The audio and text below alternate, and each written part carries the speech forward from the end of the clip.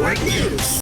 Aabot sa 300,000 piso ang tinatayang pinsala matapos madaganan ng puno ng kahoy ang 3 kabahayan sa bayan ng San Francisco, Surigao del Norte. Maswerteng nakaligtas ang 3 pamilya na kinakabilangan nila ni Vicente Baybay, Estrella Baybay at Robert Baybay na pawang mga residente sa barangay Hubgang sa nasabing bayan. Ayon sa kanilang kaanak, dulot ng malakas na hangin at ulan, sanhi ng shareline ang biglang pagbagsak ng puno ng kahoy na tumama sa kanilang mga bahay. Bukod sa nasirang mga kabahayan, isang 20 taong gulang na babaeng si Rachel Jane Baybay ang tinamaan sa ulo na nagdulot ng kanyang pagkahilo. Agad naman siyang dinala sa pagamutan para sa agarang lunas. Mabilis namang rumisponde ang mga kawani ng Municipal Disaster Risk Reduction Management Office at nagsasagawa ng clearing operation. Nagbigay na rin ng agarang tulong ang LGU San Francisco sa mga apektadong pamilya.